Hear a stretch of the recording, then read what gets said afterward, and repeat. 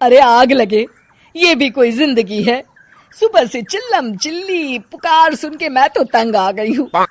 अरे वो भी क्या दिन थे जब मैं गांव में रहा करती थी। पहले बड़ी सुखी थी मैं। पहले मेरी जिंदगी क्या थी और अब क्या हो गई है। शहर में तो लोग भेड़ बकरी की तरह जीते हैं। जीने का असली मजा तो गांव में है। क्यों, क्या हुआ माँ जी? आज गांव की बहुत याद आ रही है आपको? अरे हाँ बहू, शहर का जीना भी कोई जीना है। लोगों की आधी जिंदगी तो सड़कों के ट्रैफिक में निकल जाती है और यहाँ रखा ही क्या है। एक बात कहूँ, दिल्ली शहर अब पहले जैसा नहीं रहा। क्या माँ, जब देखो गांव के गुणगान गाती रहती हो। ठीक है, इस बार ना बच्चों के कॉलेज की छुट्टियों में हम सब गांव चलेंगे, ठीक है? हाँ, ये ठीक है। फिर कुछ दिनों के बाद सारा परिवार अपने गांव चला जाता है। अरे वाह, कितनी ताजी और साफ हवा है, कितनी शांति है यहाँ। चल बहू, अब बढ़िया सा खाना बना दे, मजे से आंगन में बैठ के खाएंगे। सुशीला गांव का माहौल देख बड़ी खुश होती है। 2 दिन के बाद गांव की कुछ औरतें सुशीला के घर आती हैं। बड़े दिनों के बाद गांव आई है सुशीला। हमें तो लगा कि तू शहर जाके गांव को भूल गई। और बतिया, तेरी बहू कैसी है? जरा मिलवा तो उससे। अरे मेरी बहू तो लाखों में एक है। बड़ी किस्मत वाली हूँ मैं जो मुझे जानकी जैसी बहू मिली है।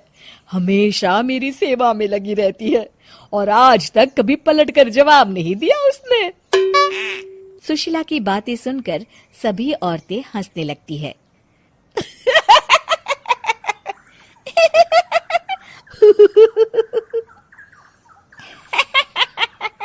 अरे कुछ भी बोले जा रही है। तबीयत तो ठीक है? तेरी बहू चांद से आई है क्या? क्यों बहनों, दुनिया की कोई भी बहू अच्छी होती है क्या? सब औरतें ममता की हाँ में हाँ मिलाती हैं। अरे मैं तो कहती हूँ दुनिया की हर बहू सास का खून चूसने वाली डायन होती है, डायन। मैं तो एक बिल में 1000 सांप के साथ रह सकती हूँ, लेकिन अपनी बहू के साथ नहीं रह सकती। हाँ, तूने सही कहा। मेरी बहू तो तेरी बहू से भी 2 कदम आगे है। सब औरतों की बातें सुनकर ममता मन ही मन बड़बड़ाती है। अरे ये गांव सुधर गया, लेकिन औरतें नहीं सुधरी। अगर थोड़ी देर और इनकी बेवकूफी भरी बातें सुनूंगी तो मैं सच में पागल हो जाऊंगी। फिर सुशीला उन औरतों को घर से दफा कर देती है और राहत की सांस लेती है। अरे बहू, जरा बाम लाके मेरे सर पर तो लगा दे। उन औरतों की फालतू बातें सुनकर मेरा सर चकरा गया है। इस गांव की औरतों का तो भगवान ही मालिक है। फिर अगले दिन सुशीला की सास उससे कहती है, अरे बहू, तू यहाँ क्या आराम फरमाने आई है? आखिर ये तेरा ससुराल है। चल चल, घर के कामों में हाथ बटा। शहर में कुछ काम धाम तो करती नहीं है। जरा अपने आप को तो देख, कितनी मोटी हो गई है।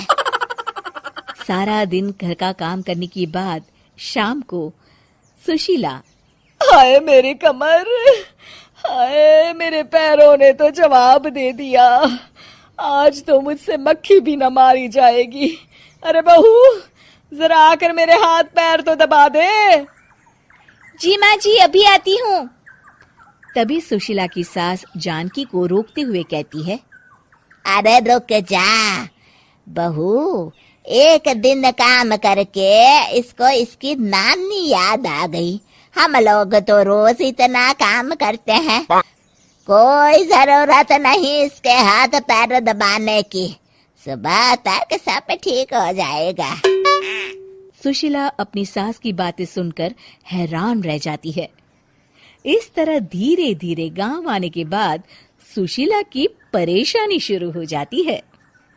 फिर एक दिन अरे आज तो मैं कपिल शर्मा देखूंगी क्योंकि आज संडे है। सुशीला जैसे ही टीवी ऑन करती है तभी बिजली कट जाती है। अरे सत्यानाश, इस बिजली को भी अभी जाना था। इतने दिनों से मैं टीवी सीरियल देख नहीं पाई। हमारा देश इतनी तरक्की कर रहा है, अरे पता नहीं ये गांव कब सुधरेगा। अरे अब तो 2 दिनों के लिए बिजली को भूल जा, ये तो यहाँ रोज की बात है। अब इस अंधेरे में रहने की आदत डाल ले। हाँ। हे भगवान, अब क्या होगा? ऊपर से इन मच्छरों ने जीना हराम कर रखा है। दूसरी तरफ घर के काम कर करके और बिना किसी सुविधा के सुशीला तंग आ जाती है और उसे शहरी जीवन याद आने लगता है। क्यों माँ, मजा आ रहा है ना? अरे आपने ऐसी सूरत क्यों बना रखी है? मुस्कुराइए, अब हम गांव में हैं। मोहन के साथ जानकी भी अपनी सास की खिंचाई करती है। हाँ हाँ माँ जी, आप ही तो यहाँ की बड़ी तारीफ कर रही थी। फिर अभी तो कुछ ही दिन बीते हैं, वैसे भी अब तो आप यहीं रहने वाली है ना? अरे नहीं नहीं बहू, मैं एक दिन और यहाँ रुकी तो मर जाऊंगी। मुझे शहर ले चलो। क्या दिन थे, कितनी सुखी थी मैं वहां। ठीक है माँ, हम कल ही वापस शहर चले जाएंगे। इस तरह सुशीला शहर आ जाती है और फिर कभी दोबारा गांव जाने की जिद नहीं करती।